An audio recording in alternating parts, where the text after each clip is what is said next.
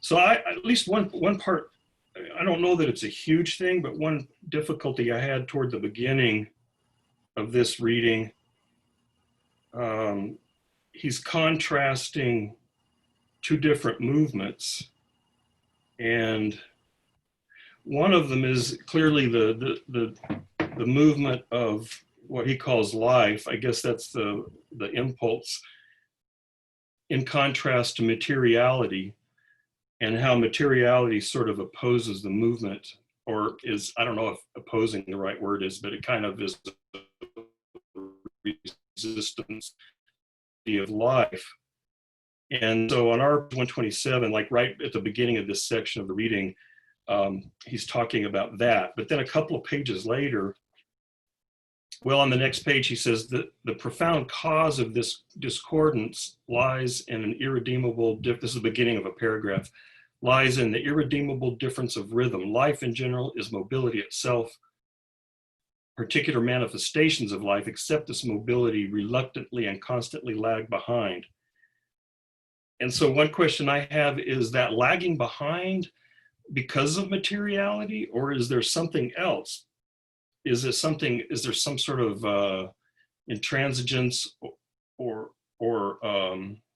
something that sort of drags life back? Because, you know, later on that page and the next page, like at the bottom of our 128, the next paragraph from where I just read, this contrast between life in general and the forms in which it is manifested has everywhere the same character. It might be said that life tends towards the utmost possible action, but that each species prefers to contribute the least possible effort. So there's this contrast between life in general and the forms in which it is manifested.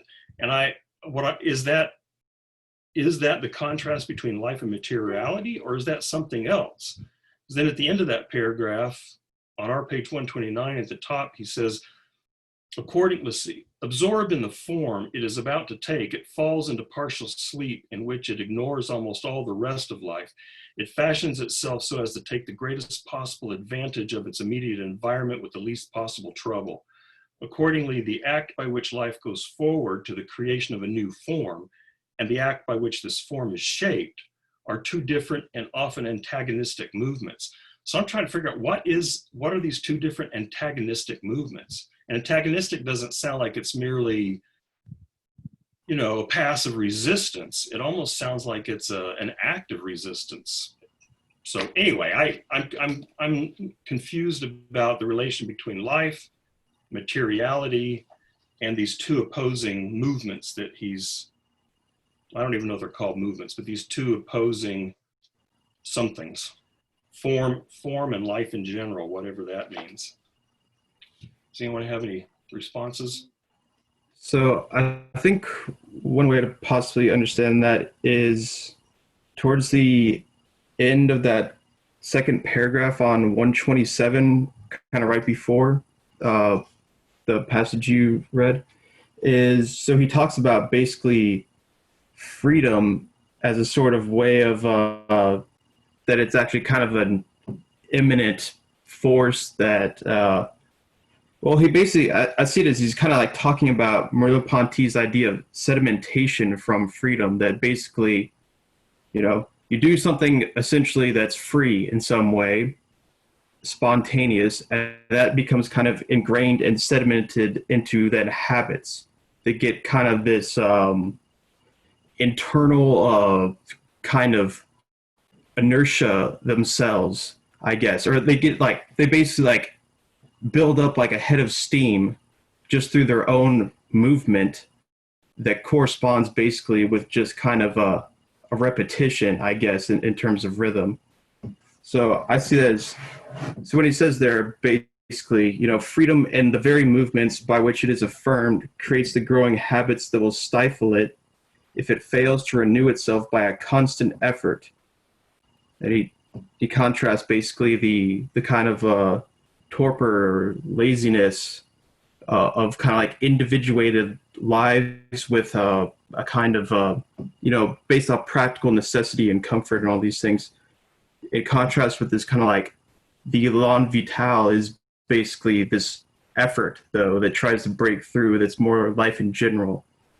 So it is dogged by optimism. The most living thought becomes frigid in the formula that expresses it. The word turns against the idea.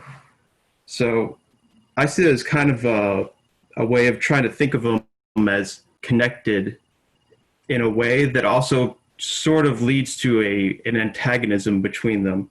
Because he definitely wants to show that there's a maybe not like a strict dualism necessarily, because I don't think that is what he's saying, but then that there's still, I think he's kind of constantly saying that there's like two forces that are complementary but yet antagonistic.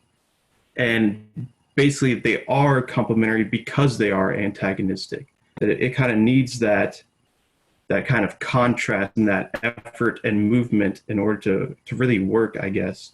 So that's somewhat. The question, I mean, with that in that passage you were just reading about freedom, right before that, a sentence or two before that, even in its most perfect works, and I think it here is the evolution of life, even in its most perfect works, though it seems to have triumphed over external resistances and also over its own, it is at the same mercy of the materiality which it has had to assume. And so there's external resistances. I'm not sure what those are. And then there's also its own resistance, which is, is he saying, kind of like you were saying, that this impulse to life has some sort of tendency to stagnate into, like you said, habits. And then you've also got the materiality. So he lists three things there. I'm not sure there are three distinct things. I just don't know. But there's external resistances, which maybe is just, I don't know, maybe that's something like the traditional evolutionary problem of adaptation. You know, there's resistances to adapting to the environment or something, or maybe, you know, predators, lack of food, things like that. But then the evolution of life also has its own resistances. And then you've got the materiality that it has to assume. And so I'm just trying to figure out what are these different modes and which one is related to this, what he talks about on the next page, when he says the contrast between life in general and the forms with which it is manifested. You know, how are those different moments related to one another into this notion of form? I have a half memory of physics and the conservation of energy, but I think it's on your pages of 129, really near where you were both talking. It might be said that life tends toward the utmost possible action, but that each species prefers to contribute the slightest possible effort. And then just in the next sentence, each of the there's a sentence in between, and then each of the species through which life passes aims only at its own convenience. It goes for that which demands the least labor. So even if there's an impulse towards movement, it seems like what he's saying is, well, all animal species at the end of the day are lazy. And if they could, they would have invented the remote control. But, you know, humans did. But, you know, there's sort of an anthropomorphization going on there. He's talking about species as if species was some sort of thing that was acting. And I'm assuming that that's just sort of metaphorical. And so I'm wondering, in terms of his metaphysical view, why is it that species do that? Again, is it because the materiality that life is trying to work through somehow impedes this ever expanding, ever creative force of life? Or is it this force of life in and of itself has a tendency to exhaust itself? And why would it exhaust itself and get stuck in these species? You know, like on this illustration right before that, the long paragraph, it's very beautiful, at least I thought it was, you know, where he's talking about the wind blowing and it gets stuck in these eddies. And, you know, I guess the eddies are like the species and it gets stuck in these things. But I'm just wondering, because he is trying to give us a sort of metaphysical theory. I'm wondering, in terms of his metaphysical theory, why is it that species get stuck in these forms and have this intransigence, this inertia that I just really rather stay in this species rather than move on to the next thing. I thought about it in terms of expenditure of energy and the caloric intake necessary to do something.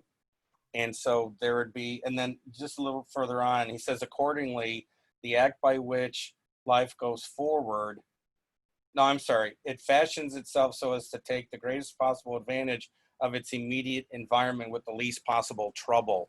And I was almost think of it in the crassest conversion of energy sense, almost, not even cognitive, but just biological, that how much input, how much nourishment does an animal need to have in order to do whatever it needs to do to survive. I hope that doesn't sound too Darwinian, but I just thought it was like efficiency of an animal. Yeah, I saw it also as a kind of, as he talks a lot about, life as it's very much essentially kind of bound up with this idea of capturing energy and kind of saving it and using it in these, strategical ways. And there's really he's basically talking about life as a kind of diversity of modes of trying to kind of capture energy and use them in certain ways to further itself. But so I think that's really important to understand why exactly, because there's basically kind of two antagonistic but complementary forces going on there, in the sense of wanting to take in energy, consume things, whether it's, sunlight or food or money or whatever it is, power, all these things. And then there's also wanting to have an expenditure of these things, have some kind of release of them, which is kind of like a movement. And also that it also seems kind of bound up with this idea that also of these two complementary but antagonistic forces of the kind of propensity for individuation, where he talks about, like each individual tries to do the least amount possible, essentially. But then also there's kind of this force that wants to always kind of supersede, what is given.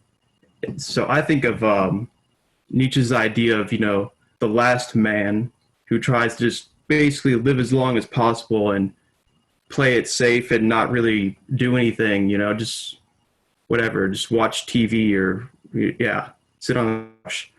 And then there's the Ubermensch. She's always trying to go beyond to something totally new. So I see it something like that there's always these two forces, and basically life is always trying out different ratios of them in a sense. And there's that, but also then there's these environmental factors that you pointed out that I think are really important. Basically, that different, strategies of these different forces are going to work better in different places than not. Different ecosystems, they may, if you need to adapt and change, then basically that force that makes a species lazy, I guess, to anthropomorphize it, would not work very well. And the other force that makes it want to kind of do something different, or gives it some kind of, in terms of intelligence and instinct, that gives it more of an ability to kind of vary its behavior in some way, possibly, that would probably work better. And also that matter itself does have a kind of limitation, that basically because I think he wants to say basically that matter is a kind of contracted duration, that it's basically this compact form of time, but at the same time it has a kind of resistance to it. And he's constantly talking about life essentially as kind of working on this resistance of matter, which I'm not exactly how I would put that in, the most like metaphysical terms possible, without going into basically at least how I think he sees time as a kind of continuum of contractions or whatever. But I think that would lead us somewhat far. So yeah. So the kind of the picture I'll try to drop out here and stop dominating here in a minute with my particular burning question. But so the kind of the picture that came to mind, maybe I'm too fixated on this notion of this dualistic notion of matter and life, because as we talked about a while back, at least like Ansel Pearson and others don't want to characterize him as a vitalist, as a dualist. Rather, they want to characterize him as sort of a monist, an ontological monist. So rather than maybe talking in terms of matter and life, matter, maybe, as he said, it's more about, as Bergson says, more about tendencies. And so maybe there's an ontological, some monistic whatever that it's kind of like trying to talk about difference as an ontological principle. It's not something we're used to thinking about as being. But maybe whatever the fundamental metaphysical stuff is maybe it is just nothing more than a tendency toward matter and a tendency toward life. And maybe that's fundamentally the two different moments that get manifested in all these different ways. And then, so maybe then the tendency towards stasis ends up being a tendency to want to maintain some stability in a form, and the tendency toward activity wants to push that form further, and those two are always just kind of in this interplay. And then you get these complex manifestations of that stuff that just sort of fragment, and I don't know if fragment's the right word, but I don't know if you've ever seen like a picture of the Mandelbrot set, or one of these kind of things where you just get this ever intensifying complexity, and that every moment in that manifestation of complexity is yet another manifestation of this dual tendency.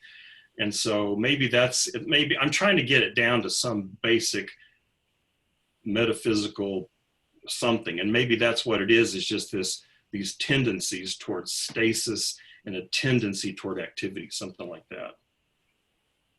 I think that's actually a really good characterization of it. That's pretty much how I see it. And so one book that helped a lot was this book, Deleuze on Cinema, where basically, so Deleuze, for his cinema books, he basically takes Bergson and just applies it to the cinema. And the first part of this book is basically a description of exactly what he's taking from Bergson.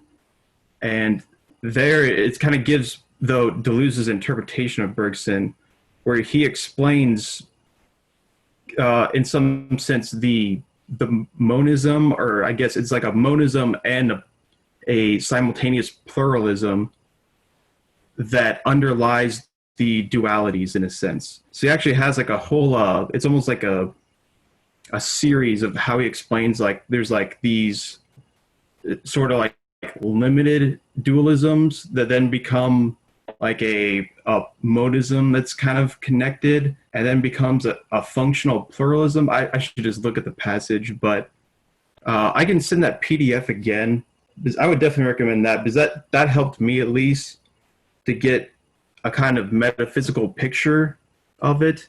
But it's hard to explain, because I keep talking about these like contractions and dilations of time, but I find it difficult to explain, I guess. I mean, because it is so abstract. It's time, we're talking about. But yeah, that helped me. But the way that you just said that, I think that's pretty much what's going on, in the sense of how there is a kind of dualism in a sense, but metaphysically, it's not like a strict, Cartesian dualism or anything like that. So I was going to speculate do you suppose that this metaphysical tendency, and this, I think this does cut it, maybe doesn't necessarily disagree, but cuts across some of the other things we've been saying. Does this tendency towards, I don't know, conservation have something to do with the importance of instinct to the way that life functions? And what I'm specifically thinking of here is, since instinct, right, which he talks about in the later section, has such a narrow focus on a singular object, it means that life can really only find, can only really explore new possibilities as a product of like pressures, selective pressures potentially on those instincts. I don't know if that plays into things or if that just doesn't make sense. Yeah, Maybe go ahead. I was just gonna add real quick. It also, I think that does matter, and also it seems tied up with his idea of memory as something that is continually added and it kind of accumulated in the present. I think there's a connection there with kind of the tendencies towards habit and also this kind of accumulation of memory, possibly. But I don't know, maybe that's wrong. I'm just speculating. Yeah. Oops. Sean's comment makes me, maybe he says this explicitly, I don't remember, makes me think that maybe instinct and intelligence are two different ways that life tried to manage this dual tendency. So, life is this tendency toward expansion and diversity and all that. And then there's this other moment or tendency to fall into a kind of stasis. And so maybe then instinct and intelligence are two different coping, coping mechanisms, that's probably not the right word, but two different efforts that you see this tendency toward movement and expansion take in order to deal with that tendency, dual tendency. Yeah, I kind of saw it as like parts of consciousness. Like if we kind of separate animals and vegetables and say that vegetables are more unconscious and we're more conscious, well then animals being conscious have kind of two ways of expressing that consciousness, and that's intelligence and intellect. And I think that that's kind of the way I read these few pages, like 127 through 129, is this kind of introducing this problem in evolution that clearly, I think for Bergson, reminds him of his own consciousness and the problem of consciousness, of like not being able to experience things as they're happening, and kind of the idea of like in evolution, there's this perfect idea of what evolving could be, and it never reaches that. The species never have the full kind of perspective of what they should be doing to make their species perfect. And instead they have these kind of general feelings towards that when expressed are never what they want them to be, which reminds me of feelings that I have being a conscious person trying to accomplish things and always feeling like the things I'm doing never really meet kind of the expectations or the way they appeared originally in my head. So that's kind of the way I saw it. It was just like him basically arguing that evolution has the similar problem that we have, of not being able to see the whole picture and not being truly unified with the entire species. So how are we going to know what's the best thing to do for our own species? So then we try to do what's best for ourselves, and that never really works out perfectly for everyone else. Then we're kind of impeding on other people and maybe being accidentally antagonistic towards ourselves and other people. So that's the way I kind of saw it, was that it's just kind of this introduction towards this conversation about what consciousness is and the difference between intelligence and intellect. But it comes from this feeling of life never really being able to accomplish exactly what it wants to, never becoming perfect, and creating these kind of problems in trying to evolve.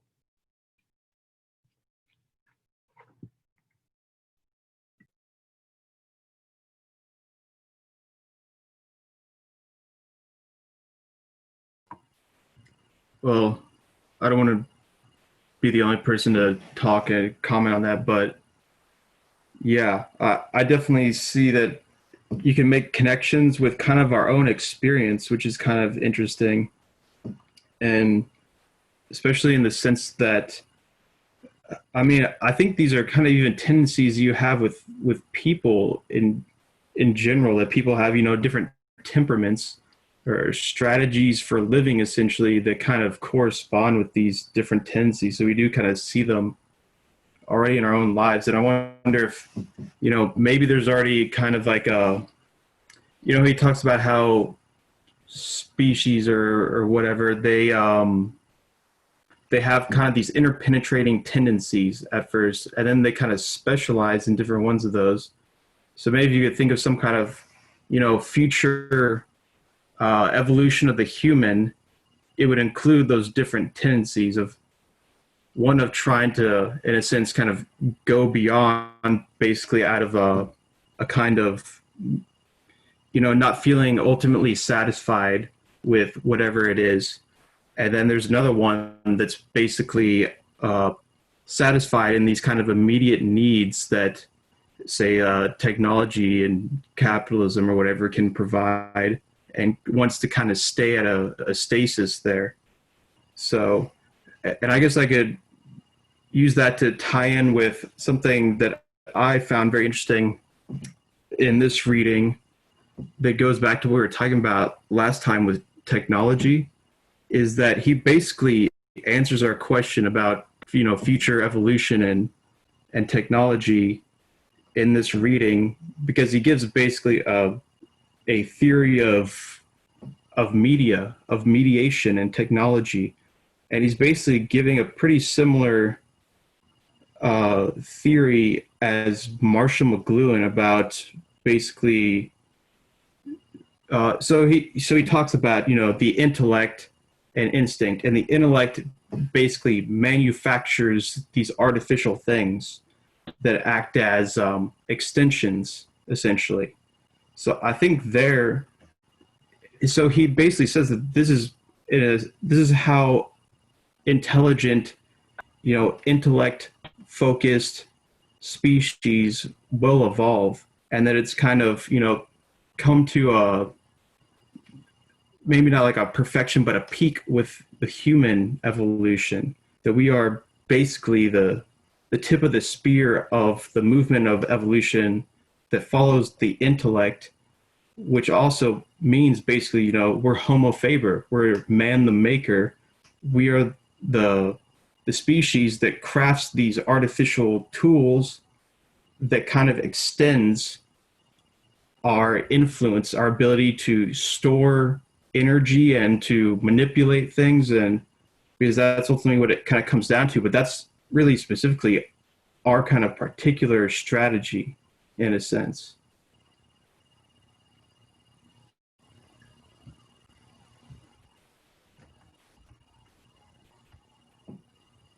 One thing I wonder about, and here is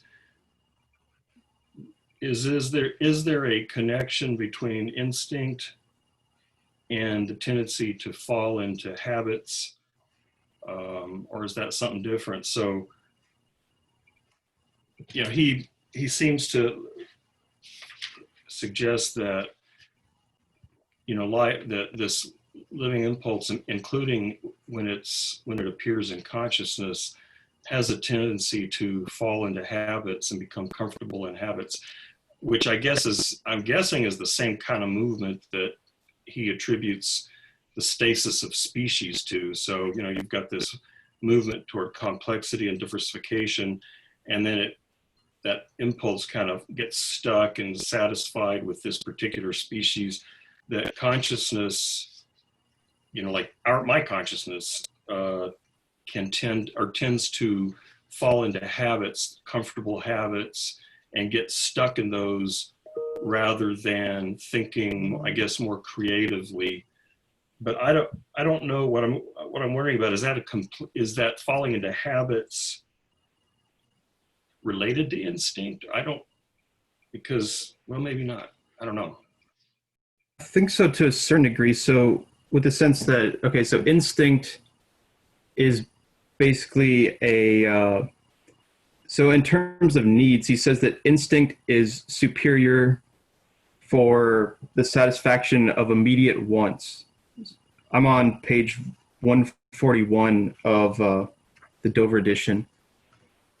So that, in a way, I think is something that would lead to more of a stasis, in a sense, where, so but he talks about the intellect and basically, okay, so also the instinct is also what kind of crafts the natural instruments, basically, you know, these sort of mechanisms that work with the body itself or some kind of, you know, definite object, where the intellect and its kind of manufacturing of artificial, unorganized instruments that are kind of an extension, that it gives it a richer organization and a new function.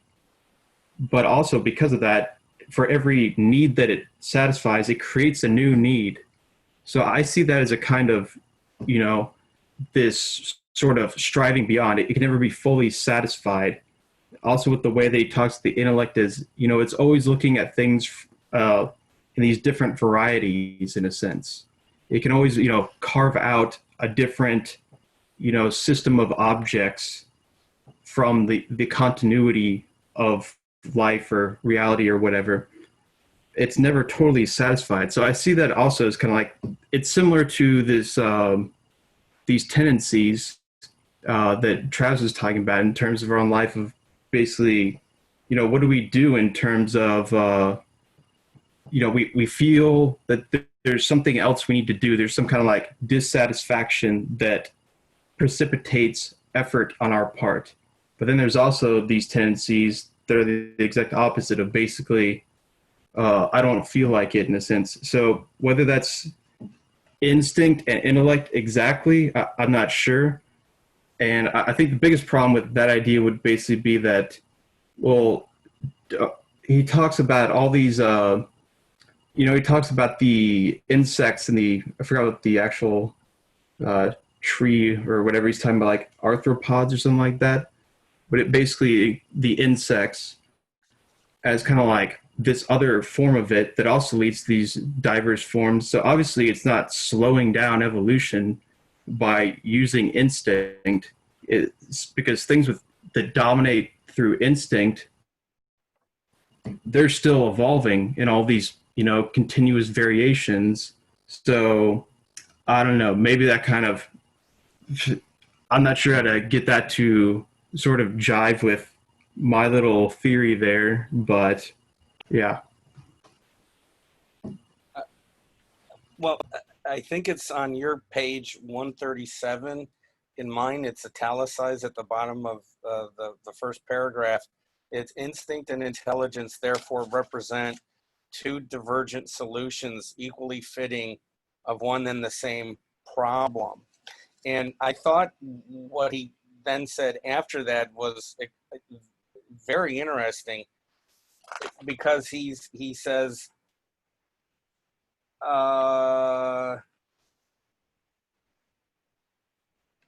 is when he starts talking about consciousness, remember? And he says that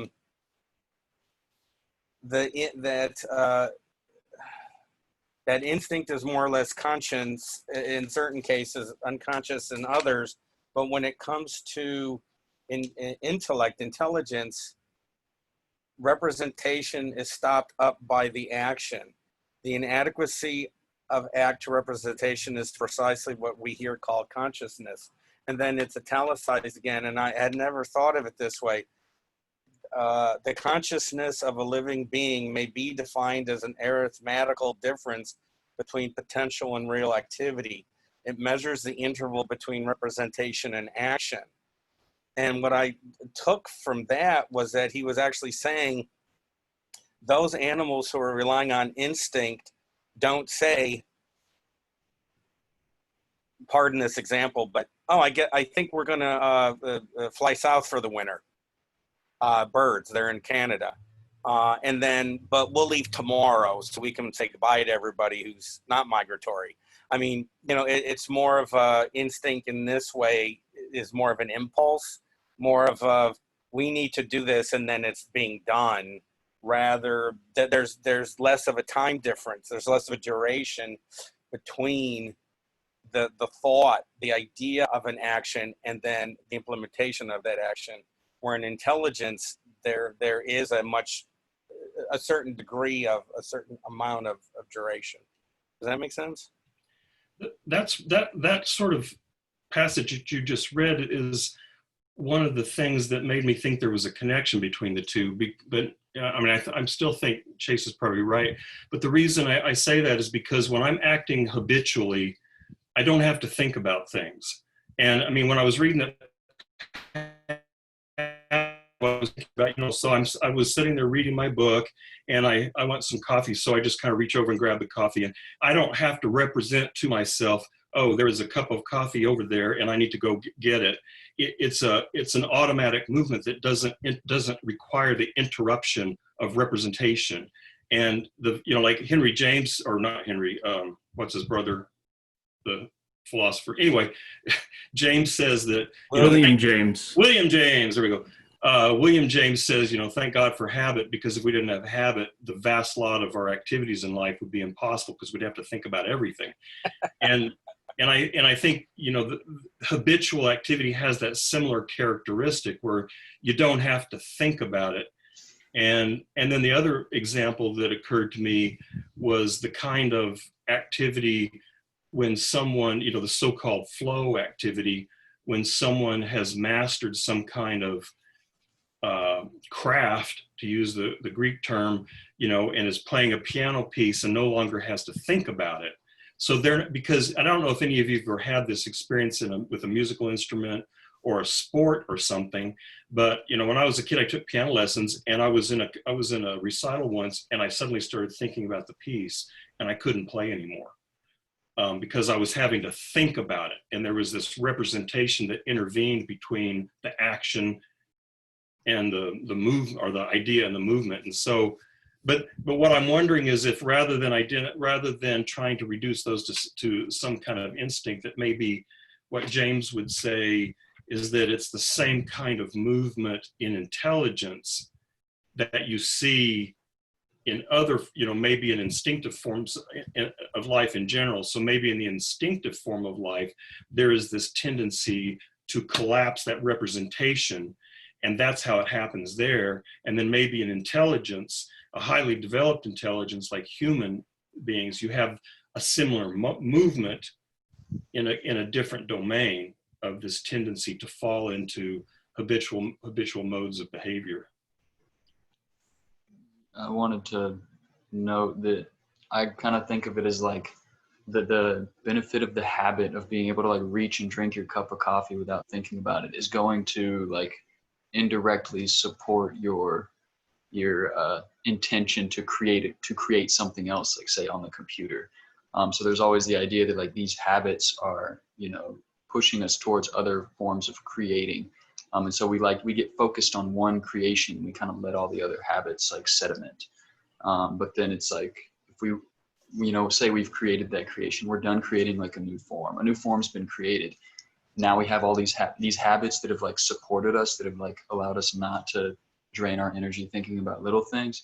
They now become like obstacles in the way of like turning our attention to like new projects. I think, and I would agree with like the thing you just said, Dr. Reeser, and that it seems that you see this develop in like both intelligence and instinct. And the intelligence, to like jump forward when he talks about it's like forming of like relations, that it can, get trapped in relations that will like no longer serve creation of new forms and that become habit, kind of speaking to like what he says, that the word turns against the idea. Like the idea of creating new forms has now just been, we got preoccupied on like the latest form, and we want to just like focus on that one. And then I'm also thinking of like the example that I found somewhat helpful of the animals who like develop like a shell or protection of some kind that's preventing them from like moving more.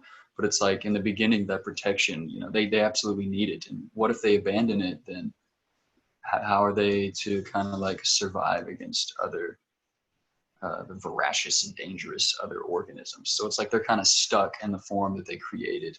It's like if we abandon our habits, it's like could we function still?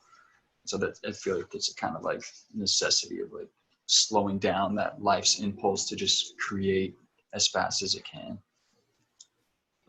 This is kind of a half-formed idea, so I don't know, maybe someone else can take it a little further, but I get the feeling that instinct is kind of like the feeling or this desire to have forms, to have habits, to kind of not constantly think about everything.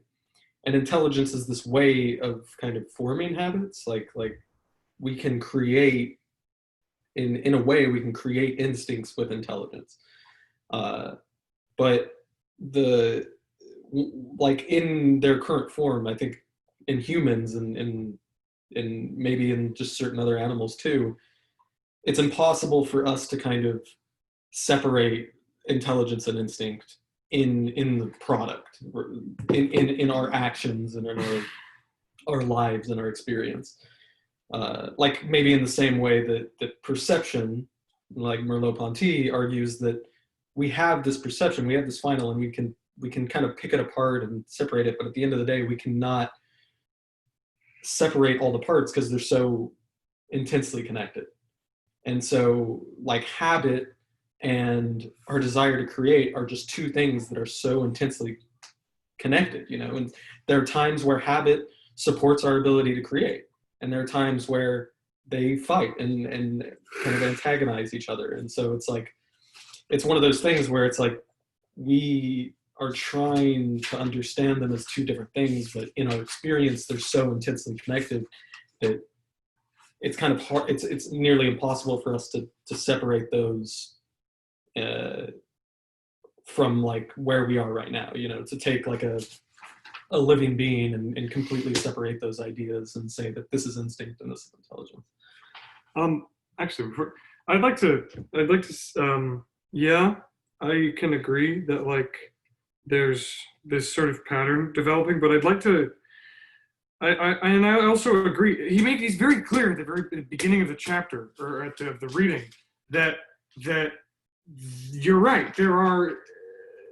There's pretty much a permanent intermingling of instinct and intellect that occurs both in life and in, I guess, the organizational tendencies of living matter.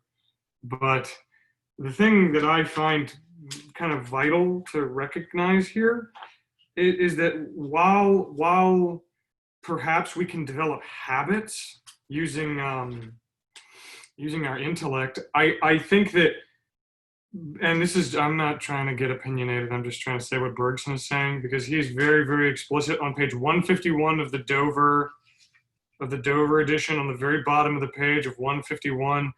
He says in italics, there are things that intelligence alone is able to seek, but which by itself it will never find. These things instinct alone could find, but it will never seek them.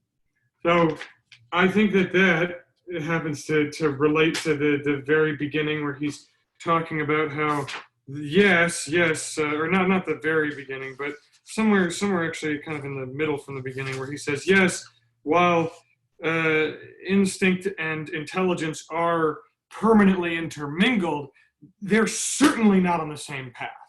They are certainly absolutely not on the same line or path. In that instinct is not just underdeveloped intelligence or intelligence given form. It's not just intelligence that has been kind of smushed into a wasp by its predecessor or something. Also, I'd like to make a quick distinction that I think has been kind of troubling this discussion since we started it 40 minutes ago. So habit and my personal action, I am not thinking about evolving in the sense that I am not like, oh, my children need to have better genes than I do, or else the species is going to die. I don't have the same impulses that the life germplasm had 6 million years ago when I was being formed.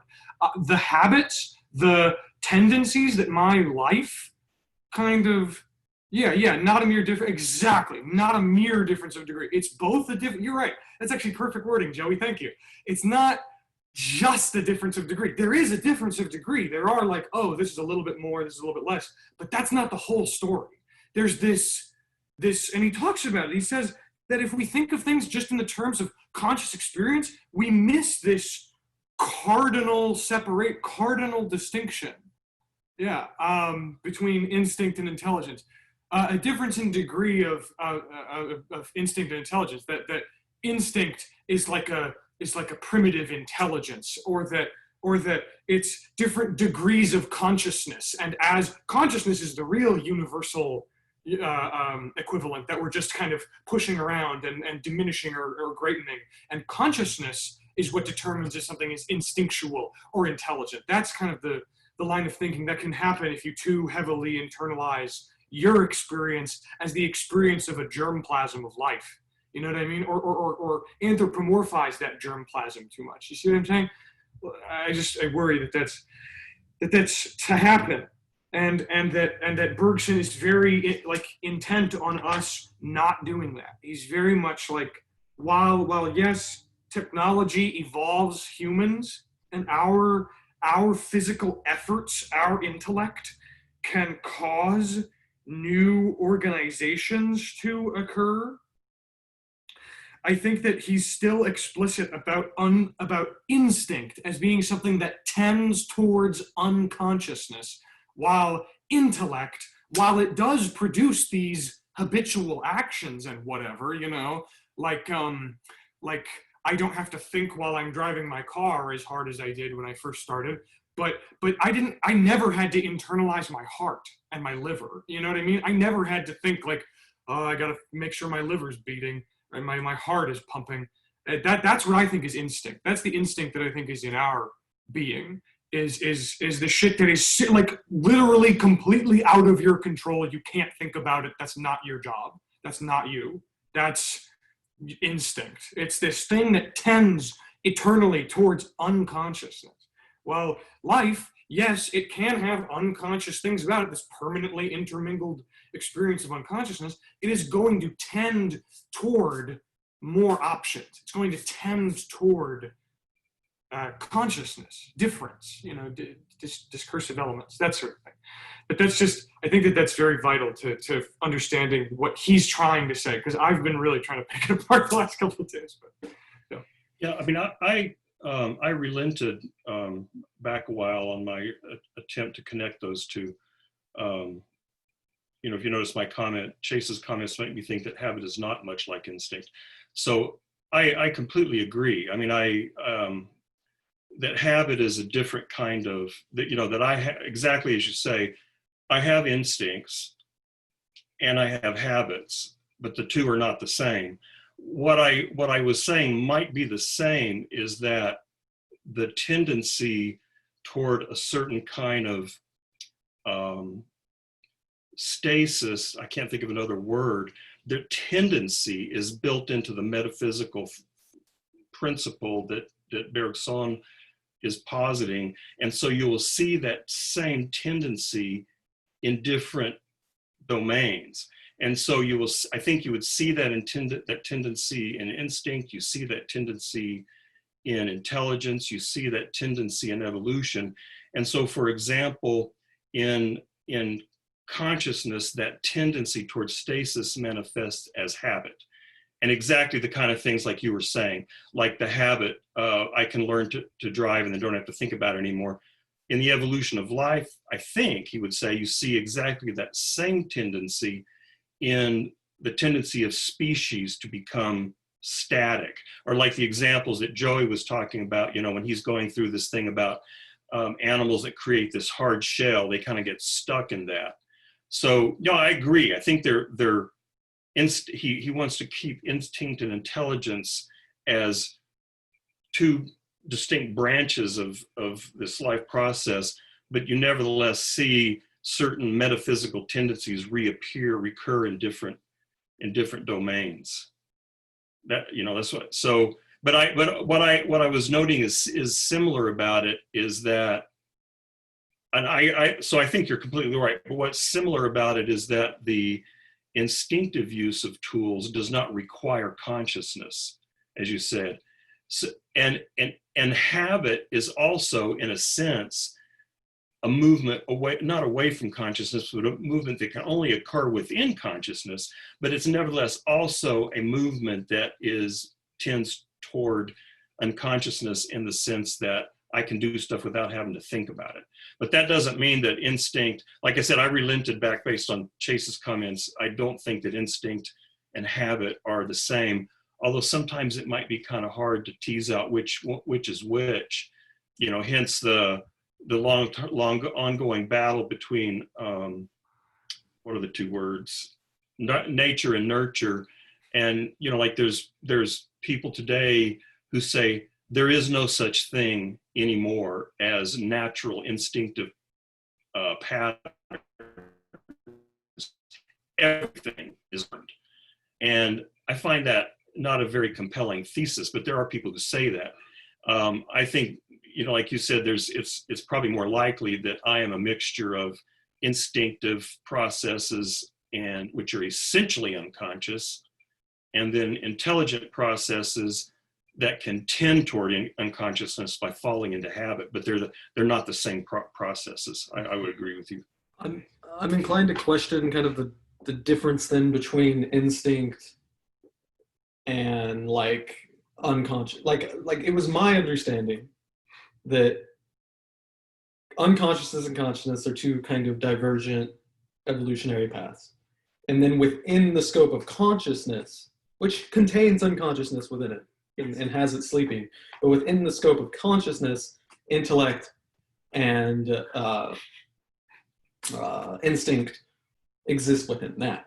And there's a reason, I think, I wouldn't say that habit moves towards unconsciousness. Maybe it's similar in some way, but it's still action. And Bergson argued that inaction, or movement specifically, in like the lack of movement is what leads to unconsciousness. So I think there is a difference between, I don't think that instinct is moving towards unconsciousness. I think that both instinct and intelligence are two different forms of consciousness. One that looks more like unconsciousness, but is different. And without instinct, intelligence would not be able to move towards consciousness in the way that it does.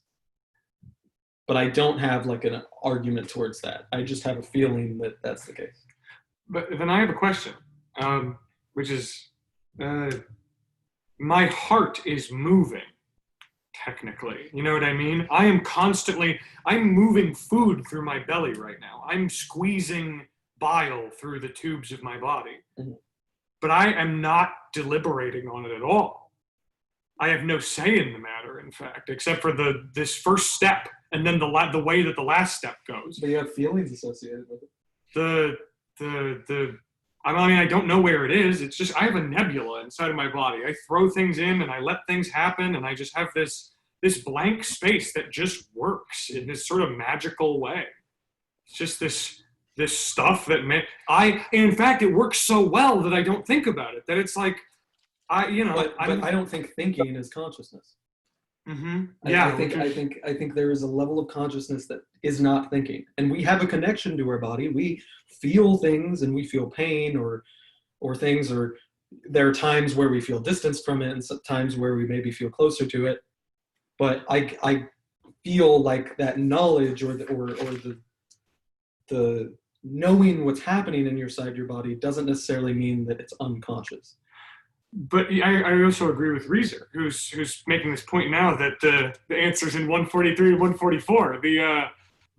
What I think that we're noticing here is the difference in kinds of unconsciousness as it being absent, like a rock falling, and being nullified in that you're breathing. And I happen to agree that I think that my experience likely nullified, or the unconsciousness of my internal organs is a nullified consciousness.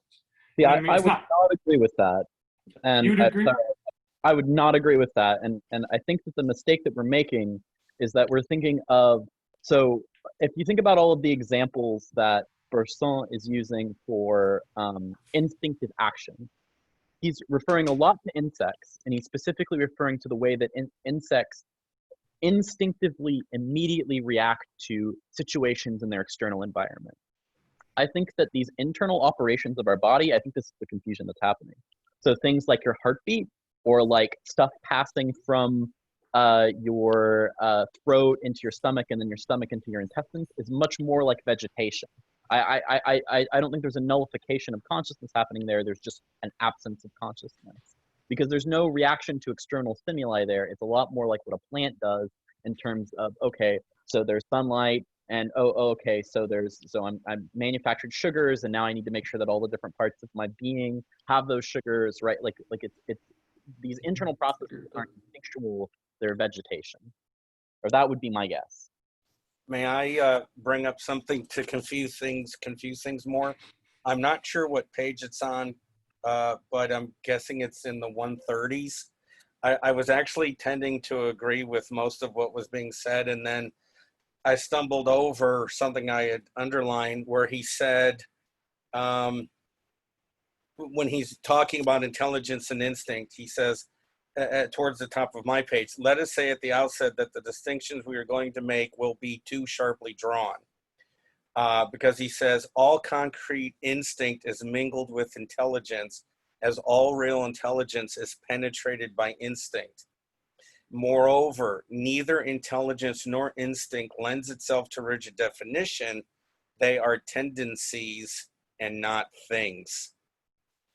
So, I mean, I noticed something about Bergson. It seems like his main thrust of his argument is going in one direction, and then he'll drop this, you know, which to me is an asterisk. It's like saying, well, yes, I've been talking about it in a certain way, but be careful.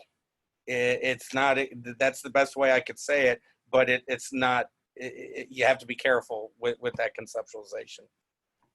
Yes, I think it's really important to kind of constantly keep that in mind, that these things are constantly interpenetrating, and they're kind of differences in degree, and that they're like mutually encroaching on each other constantly. They constantly kind of depend on each other. It's almost like a yin and a yang kind of thing. But so I think kind of part of the question we're trying to answer is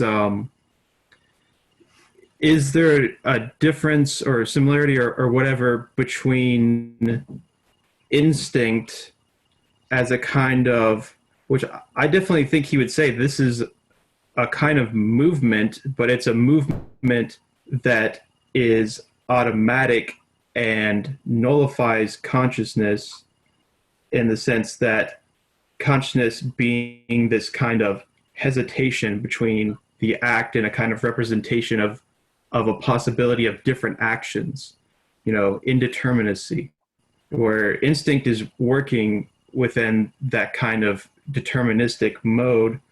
And I think the confusion is that it works with the natural organization of the organism, in the sense that it's working with, you know, the heart and the lungs and all these things. But I don't think he would say that it's not the same as those, for the sense that, like what Ed just pointed out, it's a tendency instead of a thing. So where I think he would even probably want to say that even the things of, you know, our heart and these things are also basically tendencies as well, but in a different sense or a different degree, I guess.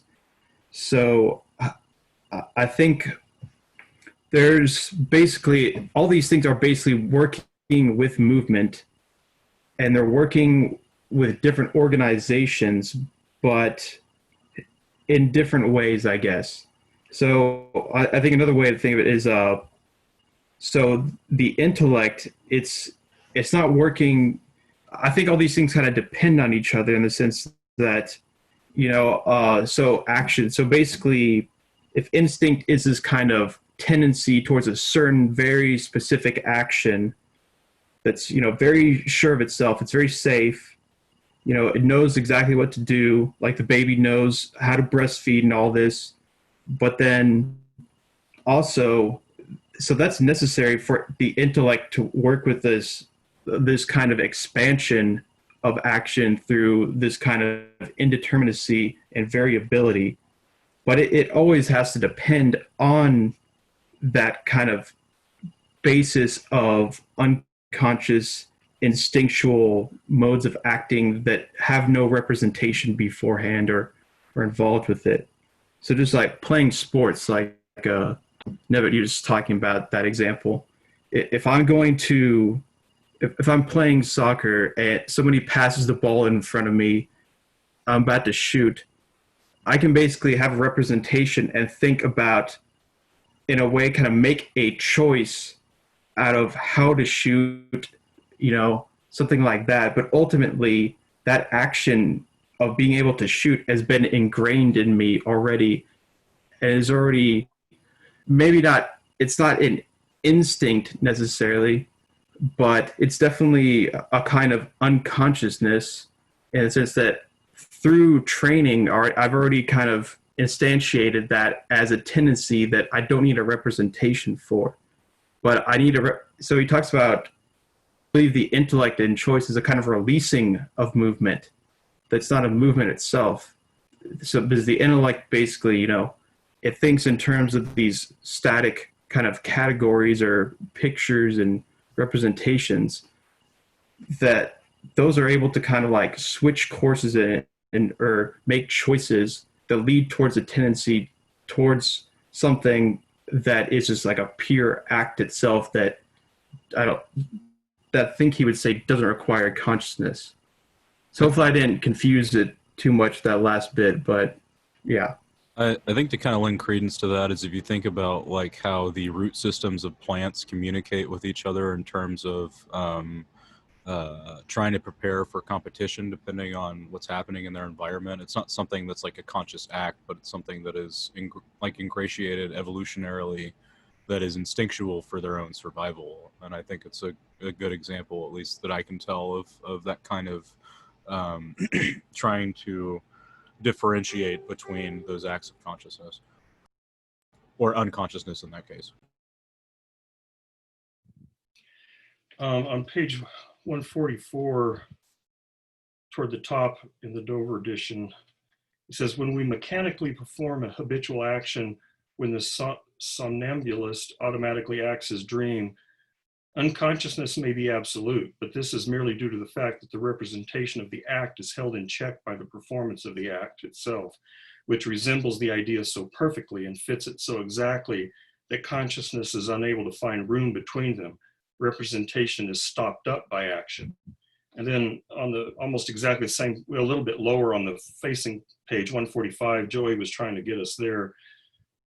He's talking about instinct, and he says, in the middle of the page, where consciousness appears, this is in an instinctive being rather than an intelligent being. Where consciousness appears, it does not so much light up the instinct itself as the thwartings to which instinct is subject. It is the deficit of instinct, the distance between the act and the idea, that becomes consciousness, so that consciousness here is only an accident. And so I'm thinking of, you know, I'm not sure these are going to be great examples, but imagine, I don't remember what kind of bird it is, but, you know, there's these birds that take sticks and poke them into holes of trees to get the bugs out. You know, they'll use their beaks and poke these sticks in and pull the bugs out underneath the bugs. But if the stick broke, you know, what's the bird going to do? He's going to be like, shit. And that's kind of the end of it. And maybe, I don't know, based on this passage, maybe he thinks in the bird there would be a little glimmering of consciousness there. It's like, it didn't work. Whereas in the case of a human being, you know, if I have a habit, you know, of reaching over and grabbing my coffee cup just habitually, and this has happened to me, instead of grabbing it, I push it off the table and it falls on the floor and breaks.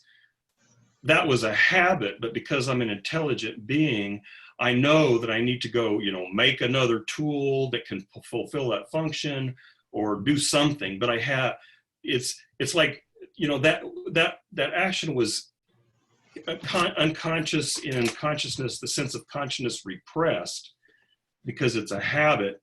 But then when it doesn't, it's kind of like the Heidegger thing. When it doesn't work and it breaks, it's like, boom, full consciousness snaps back. And it's like, I've got to do something about this. Whereas in the instinctive creature that is primarily working on instinct, not much of that happens apparently. There's just a little bit of an awakening, like something's not working. But the instinctive creature doesn't think about going and making an entirely different kind of tool or something like that. They might just pick up another stick, but that's the sense I got. But I think that consciousness isn't what you do after you have that feeling. It's the feeling. It's the doing something and it doesn't reach your thing. It's not what happens after that, but that moment of, I expected something to happen and it didn't meet my expectations. So that makes me think that instinct and intelligence both create this feeling of consciousness. But the way in which they interact with it or deal with it are different. And all the time, like in our lives, they're so connected that we can't really separate the two. But I think that both kind of work to create consciousness. I wanted to point out 145 just because in the context of his whole talking about intelligence and instinct, I think the reason he brings up consciousness is to basically like push it aside and say that it's accidental. He uses the word accidental. And he says almost that to focus on consciousness is a distraction. So that's kind of the angle I'm approaching it as, is that in talking about those couple pages he has on consciousness is a way of him saying that in the case of instinct and intelligence, the difference in consciousness is of degree, not of kind. And that is his way of saying that that's not the essential difference we want to focus on.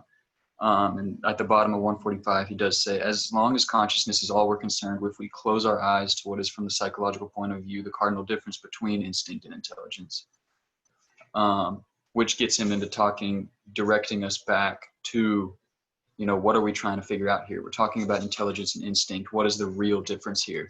And that's when I think he's getting into that distinction of the two knowledges that they focus on. But yeah, I mainly just kind of wanted to say that I think the preoccupation with consciousness is almost like a misleading thing that he's like trying to warn us away from. Yeah, I agree. And that's I think that's what I'm trying to say more than anything. It's like I don't want instinct and intelligence to be kind of like the difference between them has something to do with consciousness. It's not like one's going towards unconsciousness or the other's going through consciousness. They both interact with consciousness in different ways, but that's not like the essential difference between them. Yeah, he says at the top of 145 there, basically, intelligence is likely to point towards consciousness and instinct towards unconsciousness. So there's tendencies that are differences in degree rather than kind. So I think Joy makes a good point in the sense of saying, consciousness, he defines it and explains it somewhat, but says, we need to focus instead on these other more prominent differences, which seems to be basically the different types of knowledge that instinct and intelligence give us, which I think this is really crucial. And also it connects with Heidegger in the sense that, so I think in his, he describes the knowledge of intelligence in a way that's really interesting because, for most, of course, intellectual learning, scholarly philosophical activity, whatever, it's going to be dominated, obviously, by this. And I think what he's trying to say is basically, he's in a way kind of trying to relativize that way of thinking, or at least try to put it into, he says basically like the proper way to use intelligent intellectual knowledge, this knowledge that wants to kind of, put things into categories and whatnot, is to have it correspond with its domain. But the problem is when it tries to occlude, so basically, if the intellect is a way of kind of trying to break up the continuous flow of time and movement and all these things into discontinuities, into these separate atomized units of things, of quantities and whatnot. I think he would say that there's no problem necessarily with that, but we should understand that that's what it is, and it's limited in its application, because really there is also this continuity with these things. And the problem is when intellectual knowledge basically occludes all the continuity, the flow, the movement of these things, because it can't understand that, because of its very nature, it's limited to be incapable of thinking of movement and life in and of itself. It can only give these kind of adumbrations or partial kind of refracted views of it. And this reminded me a lot of what Heidegger talks about, in the sense of, every kind of truth is a sort of revelation that also occludes things. So he says basically about technology, Heidegger, that basically it's this way of revealing things as, things to be quantified and stored for our own use, that nature is something to be kind of collected for us to use. And that the danger in that is that we would only see reality by this one revelation, that everything has to be quantified and calculated, where really all these revelations are simultaneously concealing something as well. I think he would want to say that too, in the sense that, yeah, there is this kind of discontinuity that we can perform on things to try to get a grasp of it for our action. But there's also something beyond just the way that we carve it up for action to intellectually understand it. There's this continuity and movement that goes beyond that. Yeah, I wanted to draw attention to like 150, 151, where he talks about relations versus it's like a formal knowledge, right? And he says it has the advantage over material knowledge. It can be filled with any number of things. It doesn't apply to anything. But I think if we point back to like the discussion we had at the beginning, where he talks about creation getting like sucked into or seduced, absorbed in its new form, right?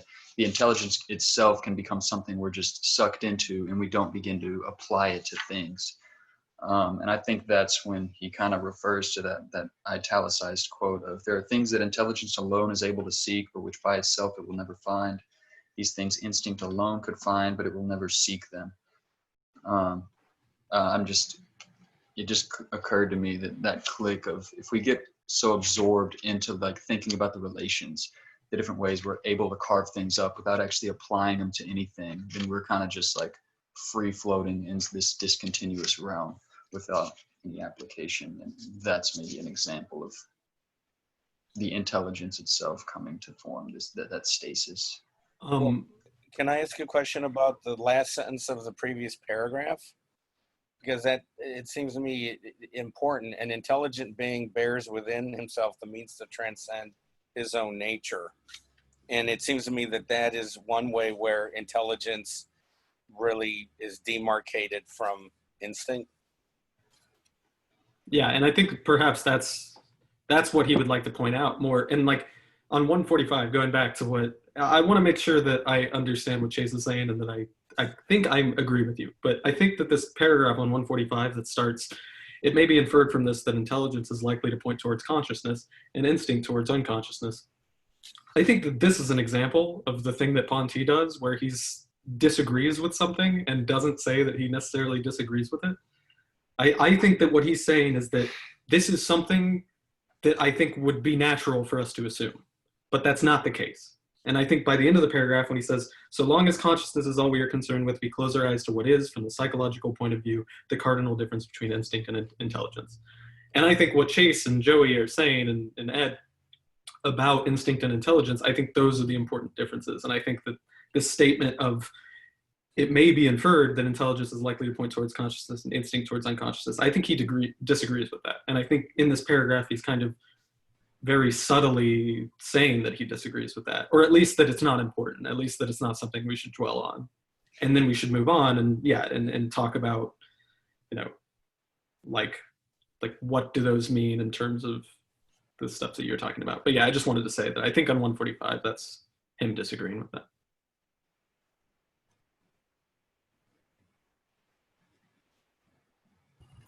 So one thing I would kind of like to draw attention to kind of go on with that, and also with this this kind of critique he does of intellectual knowledge, is on 152. He seems to be talking about Kant, and so he says that there's historically been this problem where intellectual knowledge thinks that that's a faculty intended for pure speculation.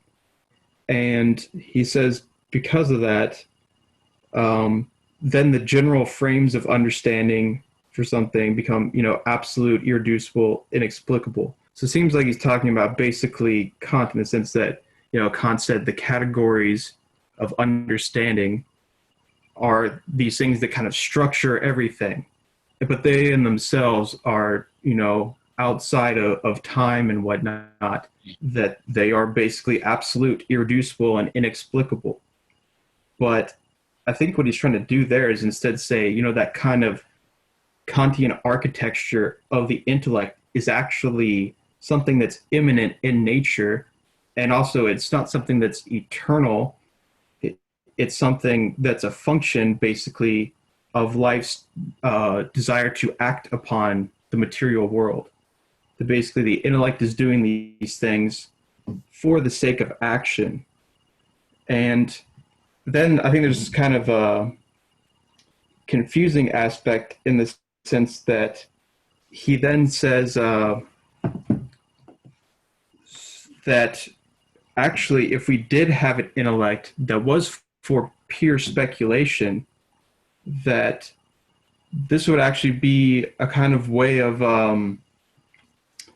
I think this is almost kind of what he's trying to say when he talks about, we need to do violence to thought, that we need to think in these different terms and whatnot, is this kind of way where he talks about the intellect, where is it, where he talks about, the Plato quote about, cutting along the lines, that a good dialectician is one that cuts along the lines of articulation, the natural lines of articulation, instead of one that basically imposes this kind of superimposed grid upon these things and cuts it out according to its own desire of action and whatnot. I think he's not saying necessarily that's a bad thing, but I think he also wants to show that there's kind of different possibilities where we can better basically cut things up according to natural lines of articulation, rather than, say, wanting to impose all these grid structures of quantification and everything as the only aspect of reality that are basically these kind of like eternal forms in and of themselves. So I think there's kind of multiple dimensions to that, but I think this is very interesting because he's kind of responding to Kant in a way and kind of showing that these those kind of categories are something that's immanent, that we can change them. And he's also kind of showing exactly, why they're there in a sense. But yeah, I think a lot of interesting things going on there. Nevitt brought up William James earlier, and it's earlier in the paragraph whose last sentence is, an intelligent being bears within himself the means to transcend his own nature. About a little bit less than halfway over, Bergson says, the essential function of intelligence is therefore to see the way out of a difficulty in any circumstances whatsoever, to find what is most suitable, what answers best the question asked. And then, he says, hence it bears on the relations between a given situation and the means of utilizing it. And what is innate in intellect, therefore, is a tendency to establish relations. Remember how earlier he talked about the intelligence deals with forms, while instinct deals with matter. And I hadn't thought of William James until Nevitt mentioned it. And then this sentence, the essential function of his intelligence is therefore to see the way out of a difficulty in any circumstances. That to me sounds Jamesian, but I defer to you, Nevitt, because you've read him more than I have. Probably, I don't know. I haven't read that much James. So. Well, this seems very prudential, pragmatic, getting yourself out of a situation or achieving a goal in an environment. That's the way I meant it. That would seem consistent with, features of evolutionary theory, both Darwinian and Bergsonian, that it's kind of in a sense, a pragmatic effort. In fact, this Chase was referring to, I agree. I think he's referring to Kant there, and that I think of that in that same kind of way, that Kant says you've got to have this transcendental ego that is completely outside of phenomena and all that, and Bergson's like, well, no, all you need to do to explain intelligence is try to figure out what its function was in evolution, and its function in evolution was to help affect action. And so that's a kind of a pragmatic approach, saying that, well, what is the job that the intellect has to do? Well, in evolution, the job is to make action work better. So yeah, there's sort of a pragmatic approach there, rather than the very theoretical one that someone like Kant would take. And I also noticed, in that passage that Chase was reading, he mentions on R152, thus it will be said that the function of the intellect is essentially unification. I think that's a reference to Kant as well, because he, thought he had to posit the transcendental ego in order to explain the unity of a perception. And so, sort of is responding to Hume saying, there is no self, there is no organizing principle in consciousness. There is just phenomena. There's just stuff happening. And, Kant's response to that is, but there isn't just stuff happening. There's stuff happening to me. And there is a core unified, there's a unifying consciousness that integrates all of this phenomena in that it's pointed at a unified self. And you have to explain why that is. And his explanation was that there's a transcendental ego. And I don't see Bergson in this passage giving an explanation, an alternate explanation for the unity of consciousness. My suspicion is he might take a tack similar to Merleau-Ponty, and which I'm just vaguely thinking, either I remember or I'm guessing that he would say it's the body. The body is what unifies perception. You don't have to have a transcendental ego. All you have to do is have a local focus of perception and experience for there to be a unification going on. So I think, I think he's responding to Kant. And then on the top of 153, he's right after where Chase read, philosophers will reply that action takes place in an ordered world, that this order is itself thought, and that we beg the question when we explain the intellect by action which presupposes it. I think that's, again, philosophers will reply, that would be Kant, who would reply that way. And interestingly, he doesn't actually reply here. He says at the bottom of that paragraph, to reply to this question, there's no need to choose a system of philosophy, you just take common sense. But he said, we're not going to be able to provide an adequate response to this till later. And so maybe he'll respond to that question about the unity of consciousness as well later. So, I understand he wants to get through a particular thing. So there's kind of certain questions here he's left unanswered. So to give a kind of preliminary speculative attempt at kind of formulating maybe how Bergson would respond to that. I think he would say that the unity of that would come ultimately from duration. That basically duration as a continuity, it's a multiplicity that is continuous and successive, but also it's heterogeneous and that it's differentiating.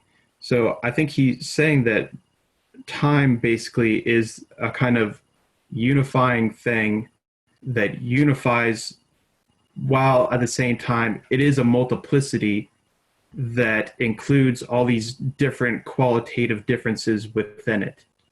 And also the way that memory in the past are going to be kind of co-constitutive with the present in some kind of way.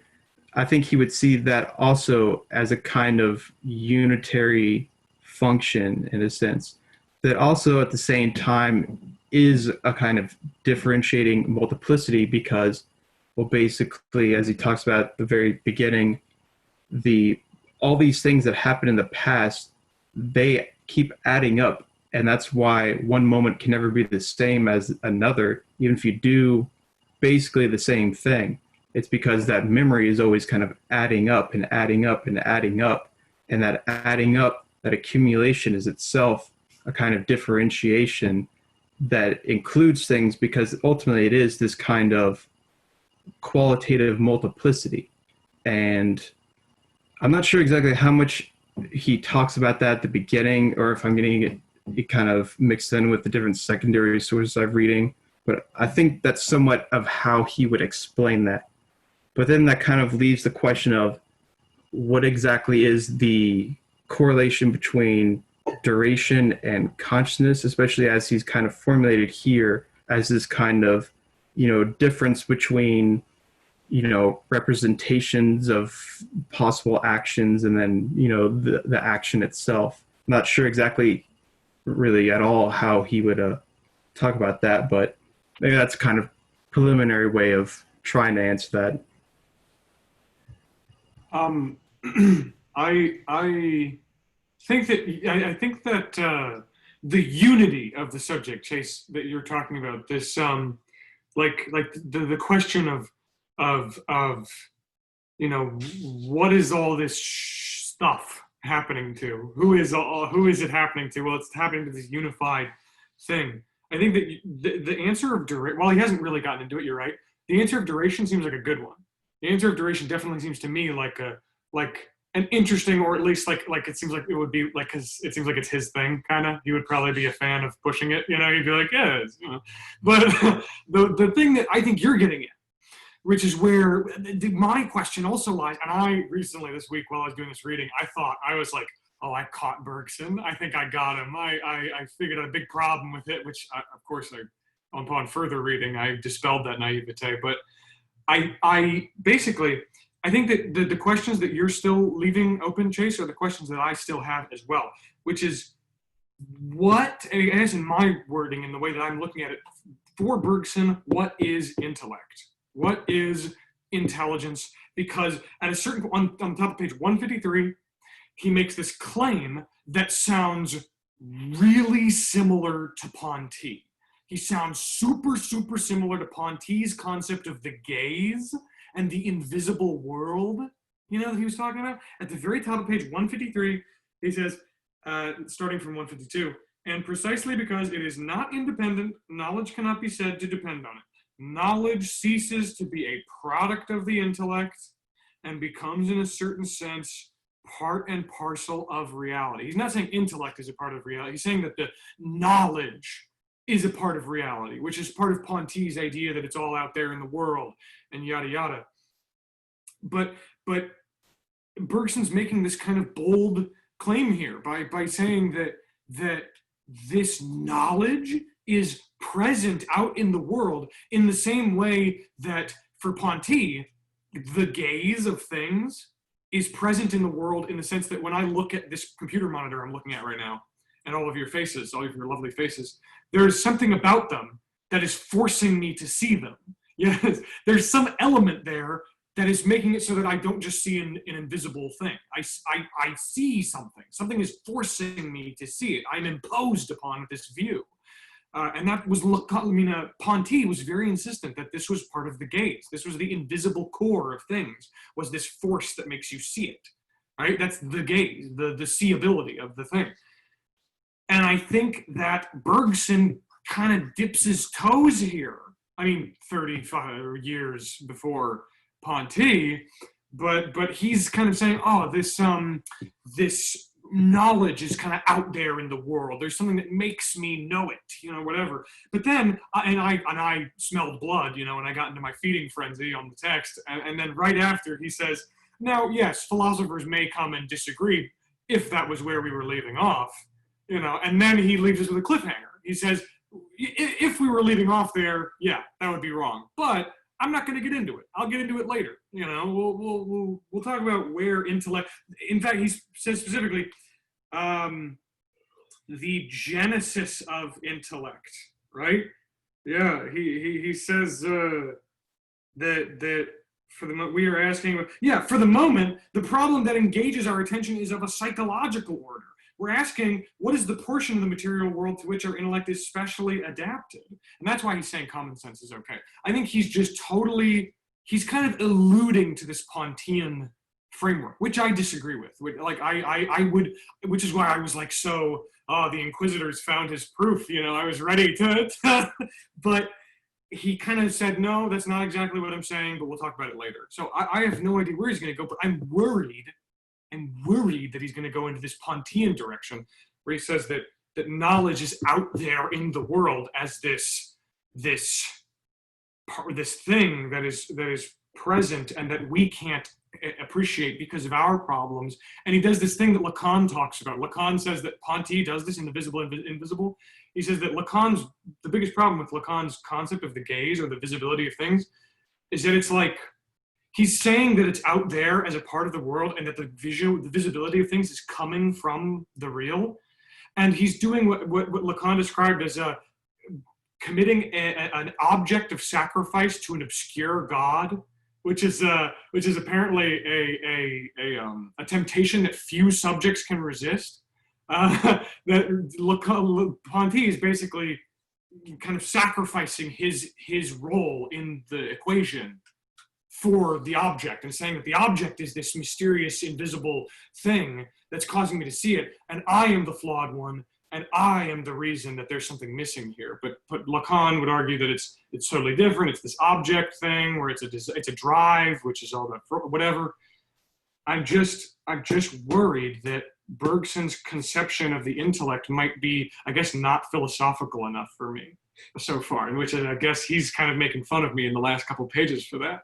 But that's kind of my problem, and I don't think that Kant is gonna give us the solution. But I think that because I think that that's like Bergson is directly trying to go past Kant with this duration conversation. You know what I mean? That's what I get, but I don't know where to. I guess I'm just ready to read more.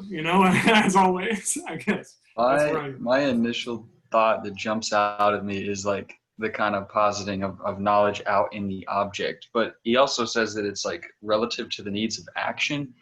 And so I'm wondering, like, is there any part of you that's like sympathetic to that idea that it's not just the object, but it's like our interaction with it, which I feel like that's what Merleau-Ponty is saying. It's that kind of like mutual, that kind of like interaction with the object that kind of like produces a kind of knowing with it. Like the object offers how it can be acted upon by us, and the intellect is carving things out of reality as a way of like offering things for us, how we can change it, how we can act. And so it like involves like, our capacity to act. So it's like there's a part of us that's involved. How does that bounce off of your thoughts? So if Charles Hunter want to respond to that, well, I'll just go. Okay. So I think the point you just made, Joey, is really important, because that's the way I kind of see is that, okay, so he says basically, I think he would say that our knowledge is part and parcel of reality in the sense that, the nervous system of these animals, or especially, I guess, humans, is a way of kind of filtering out these sensations in order to then act upon them. And ultimately, I think if intellectual knowledge is a way of trying to kind of frame these different possibilities of future action or ways we could act upon the world, then you see it as, if I perceive something, there's necessarily going to be some kind of a simplification of it that corresponds with my intentionality to act in a certain way or possible ways of acting upon it. And then I think that would cut across both instinct and intellect in a lot of ways, because I think action in a lot of ways cuts across both of those, or interpenetrates them, I guess. So that's going to have a real effect on reality in the sense that, that living organization of the nervous system that, includes some things, or it reveals some things and occludes others. It cuts out a certain structure within perception that gives you a certain, way of thinking of the possible modes of action, that then has a real effect on what action actually occurs, on what movement transpires, and that in itself forms, helps form the matter itself, that there's a continuity between, that movement, the action, and also this kind of filtering and whatnot that occurs, especially with perception. That he more talks about that in Matter and Memory, but he does kind of implicitly include that here, but also talks about it somewhat. So I think that's a way of kind of seeing it. And also, because I think especially in this reading, I saw so much of Heidegger in this, even more so than Merleau-Ponty.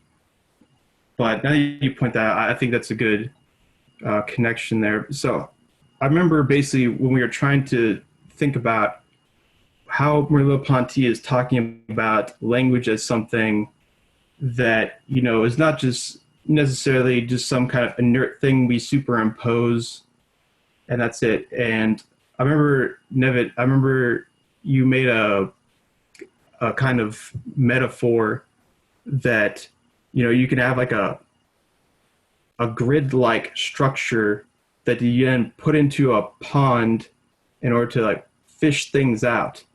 And, that could be seen as, language, or even just like whatever, intellectual knowledge or perception, the way it kind of includes some things and it filters out some things and doesn't for others. That, what it filters out of the pond is there. It's a part and parcel of reality. But then it's not the entire thing, because it is this grid-like structure that's just cutting out certain things. So it's revealing some things by pulling it out, but also occluding other things. And that's why I think he says, in a certain sense, part and parcel of reality. So it's that discontinuity, it's that grid-like determinate structure that's being kind of pulled out of the world or filtered out of it, but it's not the entirety, because the entirety of, the open whole of the real capital R is this kind of fluid continuity of duration that we can never, grasp and hold on to, because it just slips out of your hands the same way you're trying to grab water. It's just going to fall out because it's movement, it's time. You can't grab this stuff. So, yeah.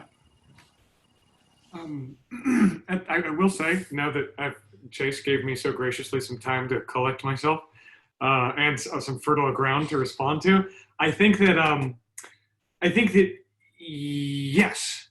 I think that, first off, actually, Chase, by the way, you said you saw Heidegger all through this. I kept seeing Hegel. It's just I guess it's what we're reading. But I guess, you guys are both right that there's this intermingling of the subject and the real, the world outside of it, that is causing this gaze and this knowledge, and it's just, we're interacting. We're not just null variables being kind of attacked with experiences, I would say. But I think that my problem, I guess not my problem per se, but the problem that was stated by Lacan in a lecture series that he did, where he responded to The Visible and Invisible, because it had just come out. It was posthumously produced or published in 1964, and Lacan was in the middle of a lecture series right after his first lecture series, which was a failed endeavor, and he was making this sort of great comeback in college, in a collegiate sphere, and he tried to respond to this outwardly, or in the midst of these lectures, and for him, what I think is the important, or not, I guess maybe not the most important element here, but something that is important, that I feel is important, is that the gaze for, I don't know if Bergson is doing this. I don't know if Bergson's going to do this with knowledge, right? But this is just based on what you, Joey, and you, Chase, both said. As far as the gaze is concerned, if we can just use that as a model to respond to for now, the problem with the gaze is that Ponty's gaze comes from the other, right? The capital O other. There's this world of stuff in front of me, and this gaze comes at us in this way that places the subject in Ponty's metaphysics as an object in the eyes of the things he's gazing at. Do you see what I'm saying? It's this kind of I guess vanishing act that he's doing. Basically, for Lacan and in the Lacanian space, the gaze would not come from the other. It would be an object itself. It'd be part of the real. Yes, it's part of the real world, but it's not like it's being shot at me from the objects around me. It is another object that I am producing between that thing and myself. You know what I'm saying? We are working together to create this, and mostly me, because I mean, without me, it wouldn't be happening, and whatever. But I don't really know whether we need to divvy up shares of the responsibility for consciousness between myself and the objects around me, but there is an object which I create, which is my gazing. Basically, for Ponty, the difference is between the world of the visible and invisible, right? For Lacan, it's about the difference between the eyeball and the gaze that's happening with the eyeball. Do you see what I'm saying? My perception has a fundamental passivity which is awakened when I perceive, all right? And that passivity is not just passivity in the sense that I'm not doing anything. It's a primordial passivity where passivity and activity lose all meaning. It's a passivity so thorough when I'm perceiving something that my subjectivity, myself, has this drive to slide away. In the gaze, in the encounter with the other, I encounter an invisibility, a lack or a division within my subject and within my experience. And the subject, me, I then make myself the object of the other at will. With my own volition, I make myself an object of the other, like Lacan does when he says that it's the other which is gifting him this grace of vision. Basically, the gaze for Lacan is instead an object of lacking, of desire, of drive, a Freudian drive to see, to have and he says this all the time. He talks about the the optic drive, like the drive to see, the drive to see, and the rectal or anal drive, and the guttural drive, or whatever, the vocal drive or whatever. The body parts for Lacan, while that is kind of a kooky thing he does, has a drive associated to it. And that includes the brain, my conceptual drive, whatever. Basically, Lacan, in his conception of the gaze, Lacan identifies with the part of the object that would make it complete. He says that it's his fault that the object is incomplete, that it's this incomplete story that we're seeing, and Lacan or Ponty identifies with the object that would make the thing complete. Ponty identifies with the thing missing, with the nullified, missing, erased data, because it's my fault, because I have a broken human brain and I'm sorry, and that is the sliding away. That's the that's the vanishing act. That's what I think is going on. That's the. I guess when I don't we all assume that there is a world external to our perception of it? Perhaps, yeah. Well, where are you going? Yes, I'm with you. Where are you going? I'm not willing the coffee table to exist. You know, Yes. not that I want the coffee table to be in my living room. It is or it isn't. And if it's in the middle of the night and lose a sense of perception and proportion, I could walk right into it. And even if the words coffee table, are part of English, part of certain rituals in the past that now seem to be forgotten, but we still have the term, that physical object, the moon, the Atlantic Ocean, whatever, Pluto, whatever it is, how we define Pluto, there's this thing out there. And so for me, I don't think it's, I don't see Bergson being metaphysical. Remember the paragraph you referred to, Hunter, when you talked about it's a psychological, it's a psychological thing. Well, go to the next paragraph, and the last sentence of the next paragraph, our intelligence as it leaves the hands of nature has for its chief object the unorganized solid. And Bergson, he had mentioned that much earlier, right? Comparing instinct to intelligence. And he was saying, my memory was that intellect goes for the fluids and the intelligence goes for the unorganized solid, organized versus unorganized. And I'm not saying that our minds don't try to put some kind of order on those things that we are experiencing or observing. And my sense is anytime we use a noun, we're doing that, especially if we add adjectives to it. But to do that, it just seems to me to be part of how human beings try to understand the different environments that they're a part of. And it doesn't necessarily mean we're all Kantians. The phenomenological tradition and the process philosophy traditions both try to undercut that clear distinction between mind and world. So they, some of the guys we're reading would say, no, it's not exactly correct to say that there is an objective world that is completely distinct from my mind, that the world that I experience is actually some sort of interactive process. And the other thing is, I wonder, for Hunter's concern, I wonder if part of what's going on here is this sort of Cartesian tradition in conflict with something like, I don't know what, maybe a Heraclitean tradition or a phenomenological tradition. So, there's a way of, so you have from Descartes through Kant and so on, privileging consciousness, and Sartre, for example. And so saying that you've got to start, and even with Husserl, you've got to start with consciousness. And that's where, the subjective awareness is where you must begin your inquiries, because that's what we know best. And so it's a privileging of consciousness, subjective consciousness. And when you do that, then everything has to be cashed out in terms of conscious processes, subject, object, and those kinds of things. But if you start instead from a process, or I don't know what to say, a process beginning, then you might want to say that consciousness is not the primary process, is not the primary reality, but the primary reality is some sort of field of something, like field of perception for Merleau-Ponty, or field of this, matter and life for Bergson.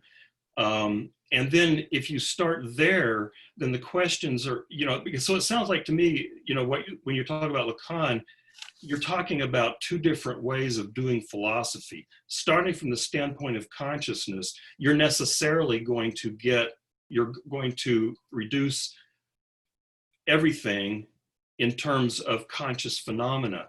But if you start with something like perception, the field of perception, or for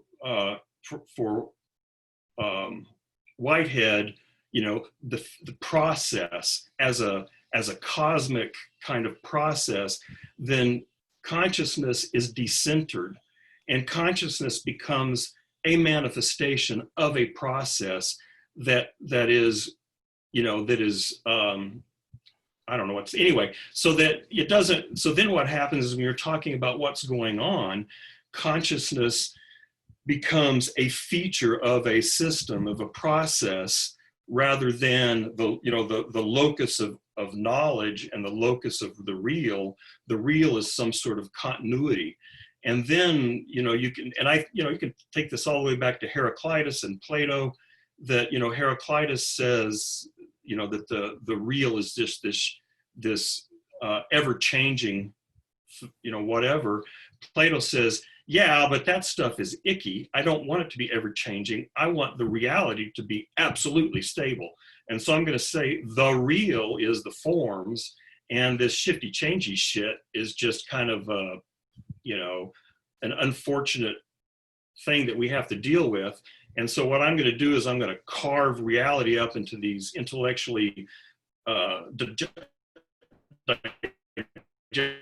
bits. And then Kant does the same kind of a thing. And so what that tradition does is it tries to reduce the real to something that is intelligible. And maybe, and you're a Hegel fanboy, and maybe that's part of what's happening here is, Hegel says the rational is the real. They are the same. There's no distinction, the rational and the real.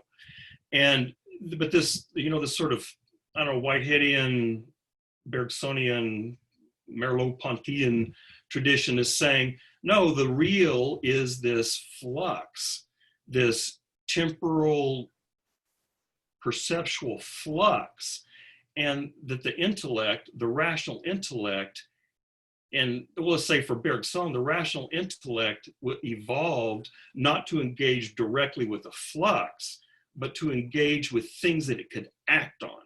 And so what happens is the rational intellect carves up and arranges the world of perception in such a way that it can act on things. But that means that there's still some sort of flux that is something we don't have immediate intellectual access to. And I think, one of the things that I don't know how he's going to do it, Merleau-Ponty had a way of trying to do it that I still don't quite understand. But Bergson is, I think, because the little bit I've read about him, he talks about intuition. Bergson is going to try to provide some way of linking up intellect and I'm not sure what, intuition or something that can give us some sort of experience that's a little closer to the flux of reality. And so I'm wondering if there's two different traditions. If you're going to, as I say, if you're going to start with consciousness, is subjective consciousness is where you've got to start. This Cartesian conscious self, you're going to get one kind of metaphysics. If you start with process or perceptual flux, you're going to get a different kind of metaphysics. And consciousness is going to be primary in one and sort of secondary in the other. I think you're right in a lot of ways, and I think that the reason that I think that there's this drive to kind of make the two kind of come together, at least in some of the stuff I read and what in my own heart and soul. I think it's just that at a certain point, there are elements of the process, there are elements outside of the subjective conscious experience in a way that Lacan directly tries to kind of swallow up. It's like Freud said about psychoanalysis, it's way more rigid than the Christian church. As in the Christian church, you are responsible for what you do and what you believe.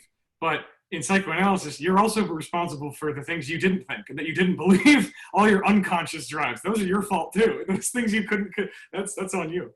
I think that it's just sort of it's an attempt at bridging that, because I think, Lacan also is a very diagrammatic guy. He really wanted to encapsulate all of experience using like shapes and numbers. So it's a lot of taking in other people's stuff or the process, the world, and trying to kind of swallow it into this symbolic order. You know what I mean? And I think that can cause a lot of problems when you try to, I guess when I'm looking for it in other people expectantly, as I have been to some degree with Bergson. You know what I'm saying? So I think you're right that there's a big problem with those two pieces or those two starting points of metaphysics, but I know they've got to collide. They have to have by now. It's been like 200 years. You know what I mean? So I guess that's food for next time. Food for thought for next meeting. But that's what I'm thinking about now. I think Whitehead tried to do that, but that's a while back. Yeah. Whitehead figured out everything. Yeah. It was after process and reality. It's just there's actually no time. This is actually just the Gnostic demiurge, the false god of it basically presented time as something that happens after Whitehead, but really after Whitehead, there's nothing. It's just basically time stops whenever you understand Whitehead, but no one actually understands Whitehead. So it's basically this noumenal that acts outside of our understanding because we can't fully grasp it. When we do fully grasp Whitehead, we'll understand everything. So that's my opinion. All of contemporary philosophy is nothing but footnotes to Whitehead. Exactly. I want to actually That was a little joke. write a book or something called Footnotes to Heraclitus about process philosophy. I think that would be fun. Well, I'm just glad that you think that people don't understand Whitehead, or else time would stop. That'd be a real drag Yeah. for me. Yeah, my It's son true. and I have these discussions, and one of them is where is time completely imaginary. So anyway, what time? It's 4:10-ish. So are we good for the day? Okay, Thank you. That was a really interesting and exciting discussion. I really appreciate you guys, except for Hunter. No, actually.